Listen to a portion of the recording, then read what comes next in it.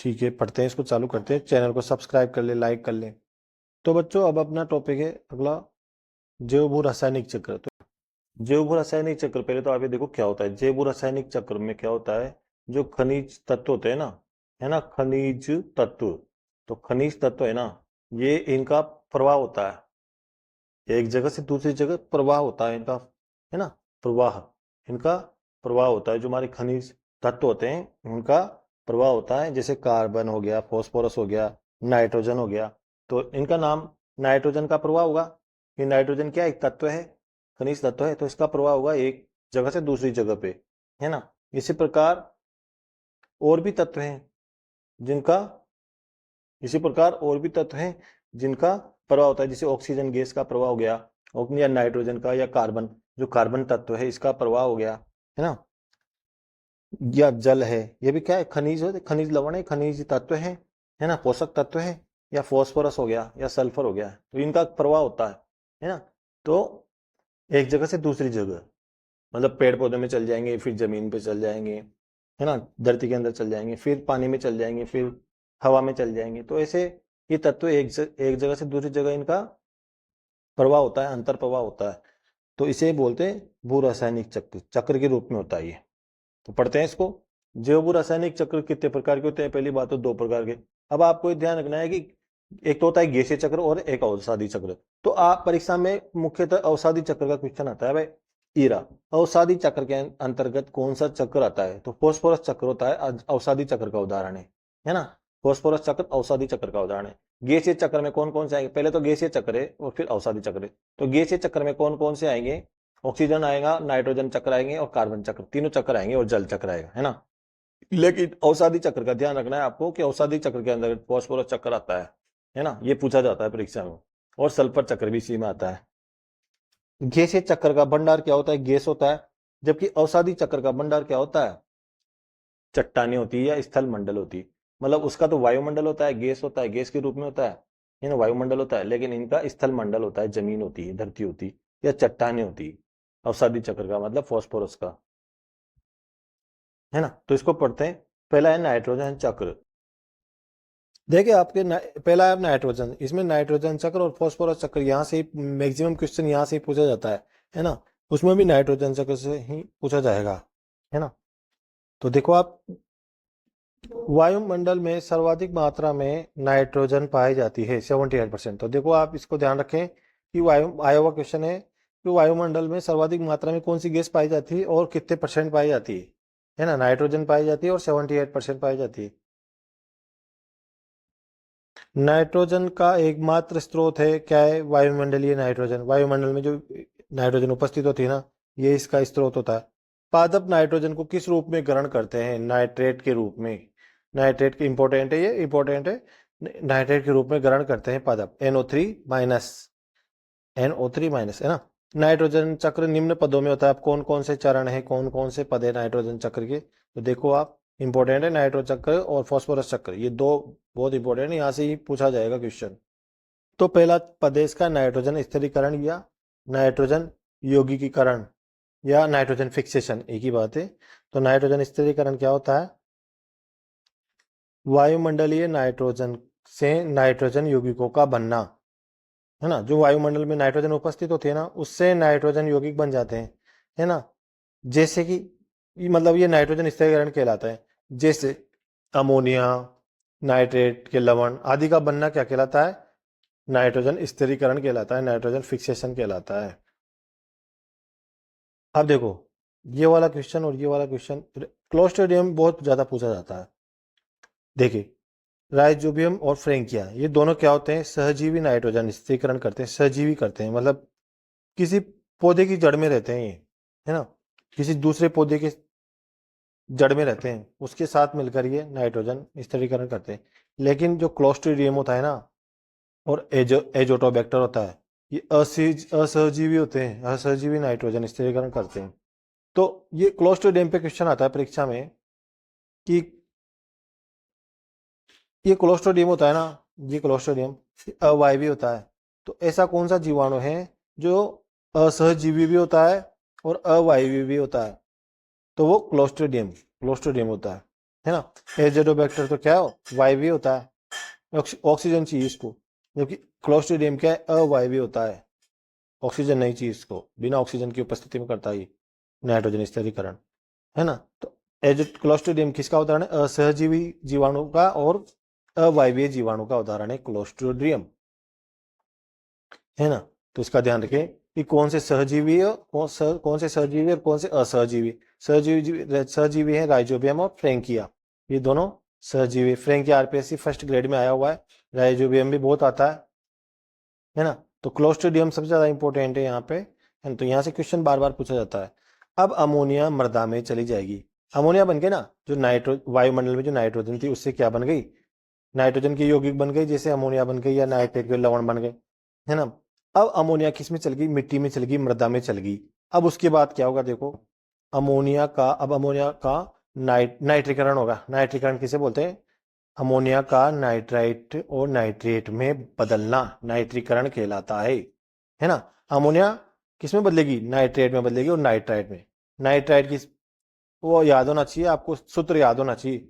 Nitrite को बोलते हैं NO2 माइनस, नाइट्रेट को बोलते हैं NO3 माइनस, नाइट्रिकन की परिभाषा। अब ये वेरी इंपॉर्टेंट है, दोनों जीवाणु के नाम पूछे जाते हैं भैया बहुत। ऐसा कौन सा जीवाणु है जो अमोनिया को नाइट्राइट में बदलता है, तो उसको बोलते हैं नाइट्रोसोमोनास। नाइट्रोसोमोनास किसको किस में बदलता है, अमोनिया को नाइट्राइट में, और नाइट्राइट को नाइट्रेट में कौन बदलता है, नाइट्रोबैक्टर, ये नाइट्रोबैक्टर बदलता है ना। वेरी इंपॉर्टेंट, दोनों के दोनों इंपॉर्टेंट है। NH3 को NO2 में कौन बदलता है, नाइट्रोसोमोनास। NO2 को NO3 में माइनस में कौन बदलता है, नाइट्रोबैक्टर, है ना। तो नाइट्राइट को नाइट्रेट में कौन बदलता है, नाइट्रोबैक्टर, और नाइट्रोसोमोनास अमोनिया को नाइट्राइट में बदलता है, ठीक है। स्वांगीकरण, तीसरा पद है इसका स्वांगीकरण। देखो स्वांगीकरण का मतलब काम में लेना। पौधे नाइट्रेट ग्रहण कर लिया, अब पौधे ने क्या है, नाइट्रेट तो बन गया यहाँ पे, ये बैक्टीरिया ने बना दिया, ये जीवाणु ने बना दिया नाइट्रेट, तो ये नाइट्रेट तो बन गया। अब इसको नाइट्रेट को कौन ग्रहण करेगा, पौधे ग्रहण कर लेंगे, पौधे नाइट्रेट को ग्रहण कर लेते हैं और प्रोटीन बनाते हैं पौधे।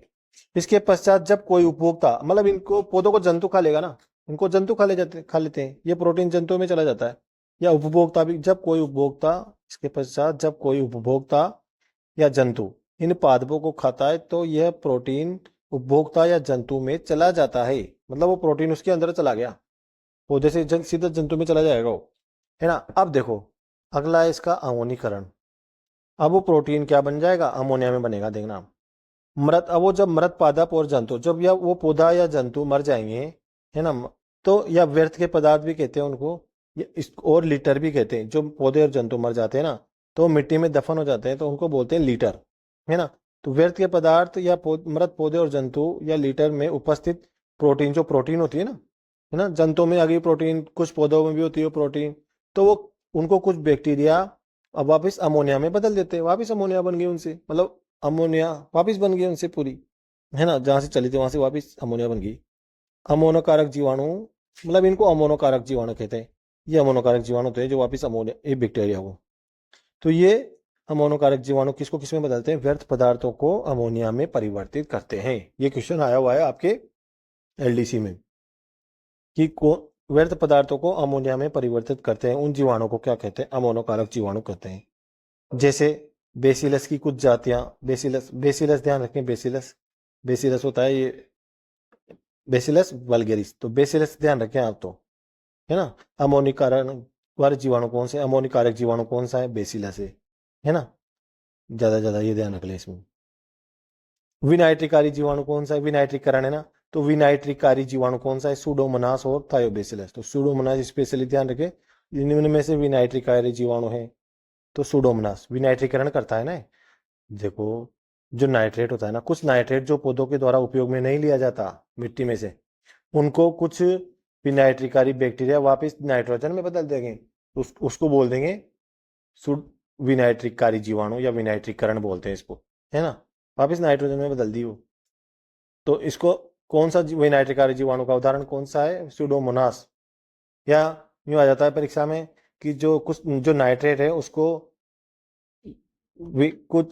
वापस नाइट्रोजन में बदल देते हैं जीवाणु, उसको वो कौन सा जीवाणु जो सीधा नाइट्रेट को नाइट्रोजन में बदल देता है, नाइट्रेट को नाइट्रोजन में बदल देता है, तो सुडोमोनास है वो। कार्ब, ये हो गया आपके पांचों पद हो गए, है ना।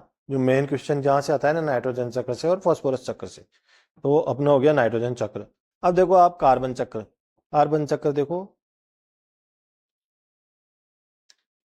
कार्बन के मुख्य स्रोत क्या क्या है, वायुमंडल, वायुमंडल में तो कार्बन डाइऑक्साइड होती है ना, CO2, CO2, कार्बन डाइऑक्साइड का सूत्र होता है ना CO2। तो कार्बन का मुख्य स्रोत वायुमंडल होता है, महासागर होता है, कार्बोनेट की चट्टानें होती है और पेट्रोलियम होते हैं, है ना। तो इनसे मुक्त कार्बन प्रमुख रूप से कार्बन डाइऑक्साइड के रूप में वायुमंडल में उपस्थित होता है। तो कार्बन वायुमंडल में किस रूप में उपस्थित होता है, कार्बन डाइऑक्साइड गैस के रूप में, है ना। हरे पौधे क्या करेंगे, सबसे पहले तो वायुमंडल से कार्बन डाइऑक्साइड लेते हैं और प्रकाश संश्लेषण क्रिया द्वारा भोजन बनाते हैं। जो कार्बन डाइऑक्साइड वायुमंडल में ना, उसको पौधे ले लेंगे, हरे पौधे, और प्रकाश संश्लेषण क्रिया करते हैं और भोजन बना लेते हैं। भोजन मतलब ग्लूकोज बना लेंगे वो। अब पौधों से जंतुओं में चल जाएगा वो, जिनको अन्य जीव जंतु ग्रहण कर लेंगे। पेड़ पौधों से, पेड़ पौधों को कौन खा जाएगा, जीव जंतु ही तो खाते हैं, है ना। अब ये जो कार्बनिक पदार्थ होते हैं, जो भोजन होता है, ये क्या होता है, कार्बनिक पदार्थ होता है।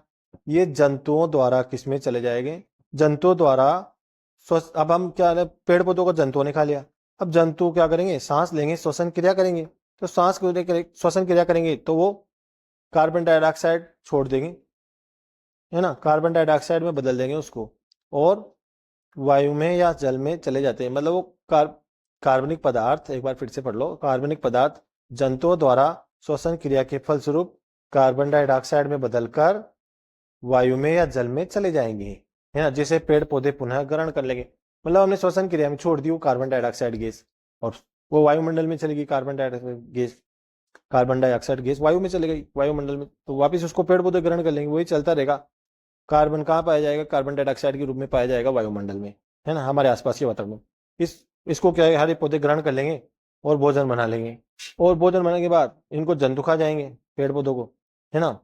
और वही जब हम सांस लेंगे, श्वसन क्रिया करेंगे, जीव जंतु सांस लेंगे, तो कार्बन डाइऑक्साइड को हवा में छोड़ देंगे, फिर उसको उसी कार्बन डाइऑक्साइड को पेड़ पौधे ग्रहण कर लेंगे, तो ये चक्र चलता रहेगा ना। तीसरा है आपका फास्फोरस चक्र, है ना। फास्फोरस चक्र देखो, यहाँ से भी क्वेश्चन पूछा जाता है। जो गुआनो पक्षी है ना, गुआनो पक्षी, इसमें पढ़ेंगे अपन, जो गुआनो पक्षी रहा, ये गुआनो पक्षी पूछा जाता है, कार्बन डाइऑक्साइड, है ना। और ये भी पूछा जाता है, ये चट्टाने, है ना, अवसादी चक्र है, अवसादी चक्र का उदाहरण है फास्फोरस चक्र। तो देखो, फास्फोरस का मुख्य स्रोत क्या है, चट्टाने हैं। पादप मृदा से फास्फोरस किसके रूप में ग्रहण करते हैं, ऑर्थोफॉस्फेट के रूप में, ऑर्थोफॉस्फेट। जबकि नाइट्रोजन किस रूप में ग्रहण करते हैं, पौधे नाइट्रोजन को किस रूप में ग्रहण करते हैं, नाइट्रेट के रूप में, है ना। और फास्फोरस को किस रूप में ग्रहण करते हैं, ऑर्थोफॉस्फेट के रूप में। चट्टानों के अपक्षरण से, मतलब चट्टाने नष्ट होने लगती है, उनका क्षय होने लगता है, अपक्षरण होने लगता है, तो इससे क्या होता है, फॉस्फेट किस में होता है, मृदा में मुक्त हो जाएगा। जो चट्टान के अंदर वो फॉस्फेट है, वो मृदा में मुक्त हो जाएगा, मिट्टी में मुक्त हो जाएगा वो, है ना। जिसे पादप अवशोषित कर लेंगे, मिट्टी में मुक्त होते हैं तो पादप अवशोषित कर लेगा, कोई भी चीज हो। अब क्या होता है, पादप या फॉस्फेट प्राणियों को स्थानांतरित कर देते हैं, मतलब उन पौधों को, उन पादप को जंतु खाएंगे, प्राणी खा जाएंगे। और जीव की मृत्यु के बाद जब वो जंतु मर जाएगा, तो सूक्ष्म जीव होते हैं ना, जैसे जीवाणु होते हैं ना, उसका अपघटन कर देंगे, उसको नष्ट कर देंगे, अपघटन, उसको सड़ने लग जाएंगे, वो खत्म कर देंगे उसको, उस जीव को। जब कोई जानवर मर जाएगा, जीव जंतु मर जाएगा, है ना, फिर वो कहाँ चला जाएगा, पुनः वातावरण में चला जाएगा, फास्फेट पुनः वातावरण में चला जाएगा, है ना, ऐसे होता है। अब देखो, फास्फोरस व कैल्शियम आदि कुछ तत्व कभी कभी जल द्वारा समुद्र में पहुंच जाते हैं, समुद्र में पहुंच जाते हैं, वहां पर चट्टान में रूपांतरित हो जाते हैं वो, है ना। फास्फोरस किस में रूपांतरित हो जाएगा, चट्टान में रूपांतरित हो जाएगा, और लंबे समय तक चक्र से अलग हो जाएंगे। इसे अवसादी चक्र कहते हैं। तो लंबे समय के लिए वो अलग हो जाएंगे, मतलब, है ना, चक्र से। परंतु ये चट्टाने पृथ्वी के उथल पुथल से खुल जाती है, वापिस खुल जाएगी वो चट्टाने, पृथ्वी इधर से उधर होगी ना, उथल पुथल होएगा पृथ्वी में, तो खुल जाती है। और इन चट्टानों से फास्फोरस अपरदन द्वारा किस में आ जाएगा, वापिस जल में आ जाएगा। चट्टानी टूट गई वो, तो वापिस जल में आ गया वो फास्फोरस। अब देखो, वो जल में आ गया फॉस्फोरस। तो इस फॉस्फोरस को कौन खाएगा? समुद्री पादप ग्रहण कर लेंगे उसको, समुद्री पादप ग्रहण कर लेंगे उस फॉस्फोरस को, है ना। जो अब इन समुद्री पादप को कौन खाएगा? मछलियां खा लेगी, मछलियां खा लेगी। और इन मछलियों को कौन खाएगा? समुद्री पक्षी खा लेंगे, समुद्री पक्षी खा लेंगे इनको। अब समुद्री पक्षी जब वो, अर्थात फॉस्फोरस समुद्री पक्षियों में चला गया, उसमें चला गया, पक्षियों में चला गया कुल मिला के, है ना। अब वो समुद्री पक्षियों में चला गया ना फॉस्फोरस, तो समुद्री पक्षी का जो अपशिष्ट पदार्थ होता है, जो उनका विष्ठा होता है ना, वो समुद्री किनारों पर, चट्टानों पर उत्सर्जित होता है। सीधा सीधी बात है, वापस चट्टान पे आ गया मतलब वो फॉस्फोरस, क्योंकि उनका जो अपशिष्ट पदार्थ है पक्षियों का, या विष्ठा भी बोलते हैं उसको, है ना, तो वो कहाँ पे उत्सर्जित करते हैं? चट्टानों पर ही तो उत्सर्जित करते हैं। तो ये पक्षी कहलाते हैं गुआनो, या ये विष्ठा पदार्थ, ये विष्ठा कहलाता है, ये अपशिष्ट पदार्थ कहलाता है गुआनो, है ना। या गुआनो पक्षी भी कह देते हैं भाई। गुआनो पक्षी किसका उदाहरण है? कौन से चक्र में पाते हैं? जो गुआनो पक्षी है, गुआनो पक्षी, ये कौन से चक्र का उदाहरण है? किस चक्र में आते हैं? ये आते हैं फॉस्फोरस चक्र में, है ना। या जो इनका अपशिष्ट पदार्थ है ना, इसको भी गुआनो कहते हैं। यह भी मृदा में फॉस्फोरस का स्रोत है ना। जो इनकी, अब इनका समुद्री पक्षियों का अपशिष्ट पदार्थ गुआनो कहलाता है। ये भी फॉस्फोरस का स्रोत है, इसमें फॉस्फोरस होती है ना। देखो, सबसे पहले तो फॉस्फोरस का मुख्य स्रोत हो गया चट्टानी। अब पादप क्या है? जो पेड़ पौधे होते हैं ना, वो मृदा से फॉस्फोरस को किस रूप में ग्रहण करते हैं? ऑर्थोफॉस्फेट के रूप में ग्रहण करते हैं। पहली बात तो चट्टाने सबसे पहले क्या होगी? अपसरण होगा उनका, नष्ट होगी चट्टाने। अब वो चट्टाने से क्या होगा? फॉस्फेट कहाँ पे मुक्त होगा? मिट्टी में। मिट्टी से कहाँ चला जाएगा? पेड़ पौधों में। पादप अवशोषित कर लेंगे मिट्टी से। तो अब पादप से कहाँ चला जाएगा? वो प्राणियों में चला जाएगा, जीव जंतु उसको खा जाएंगे। अब जीव जंतु की जब मृत्यु हो जाएगी, तो सूक्ष्म जीव क्या करेंगे? उसका अपघटन कर देंगे ना। अपघटन करते हुए वापिस फॉस्फेट वातावरण में चला जाएगा, वापिस वही बात होगी, वापिस वातावरण में चला गया। अब देखो, कुछ जगह पर क्या होता है, कभी कभी फॉस्फोरस क्या होता है, जल द्वारा भी चला जाता है। कहाँ पे? समुद्र में चला जाता है, और वहां पे चट्टान में रूपांतरित हो जाता है वो, है ना। कौन? फॉस्फोरस। और लंबे समय तक चक्र से अलग हो जाएगा। इसे क्या बोलते हैं? अवसादी चक्र कहते हैं, है ना। और ये चट्टाने पृथ्वी की उथल पुथल से वो टूट जाएगी वापिस। परंतु ये चट्टान किससे टूटेगी? वापिस टूट जाएगी, तो मतलब वो वापिस मुक्त होएगा। देखना, इन चट्टानों से फॉस्फोरस कहाँ पे होगा? जल में चला जाएगा वापिस, है ना। जल में चला गया, तो इन इस फॉस्फोरस को कौन ग्रहण करेगा? चट्टान से टूटी वो फॉस्फोरस निकला, तो क्या हुआ? इस फॉस्फोरस को कहा गया, समुद्री जो पादप होते हैं ना, पेड़ पौधे, वो ग्रहण कर लेंगे। अब समुद्री पादपों को कौन खाता है? मछलियां खाती। अब मछलियों को कौन खाता है? पक्षी खाएंगे, जो वहां समुद्र के आसपास पक्षी होते हैं। अब इन पक्षियों से क्या निकलेगा? इन पक्षियों का अपशिष्ट पदार्थ निकलेगा, जिसे विष्ठा भी कहते हैं। तो उसमें क्या होता है? फॉस्फोरस होता है, क्योंकि फॉस्फोरस सब इसने खा लिया ना, मछलियों को पक्षियों ने खा लिया ना, तो फॉस्फोरस इसमें आ गया पक्षियों में। तो इनका जो अपशिष्ट पदार्थ निकलेगा उसको गुआनो कहते हैं, या गुआनो पक्षी भी बोल देते हैं डायरेक्ट, है ना। तो फॉस्फोरस चक्र का उदाहरण है गुआनो, इंपॉर्टेंट है। अगला है आपका जल चक्र। तो देखो, जल चक्र, जल चक्र से भी एक बार क्वेश्चन आया था एलडीसी में। ऐसे शब्द दे दिए उसने, वाष्पोत्सर्जन, संघनन, ऐसे शब्द दे दिए, है ना। तो इसका मतलब क्या है?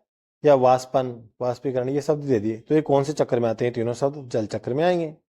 तो देखो, जल का पृथ्वी पर प्रमुख भंडार क्या है? समुद्र है। फॉस्फोरस का तो क्या है?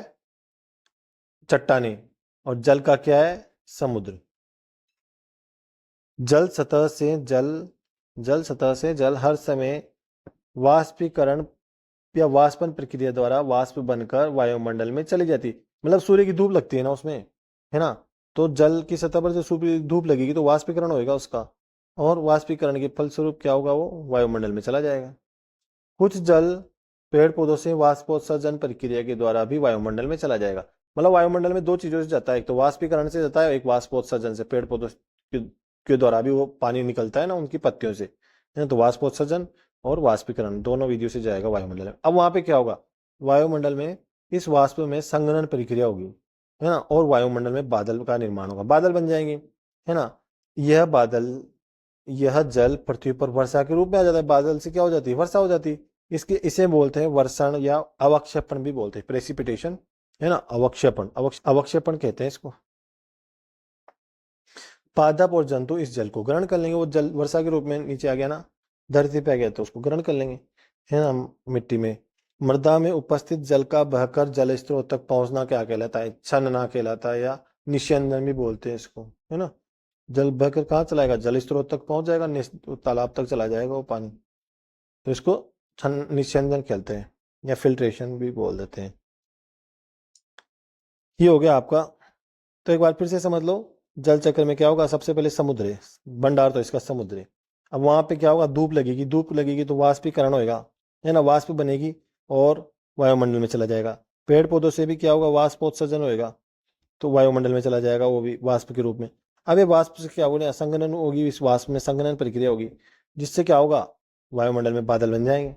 अब बादल से भी क्या होगा? बरसात हो जाएगी, बादल से भी बरसात हो जाएगी, है ना। इस चीज को अवक्षेपण कहते हैं, और इसको जीव जंतु ग्रहण कर लेगा।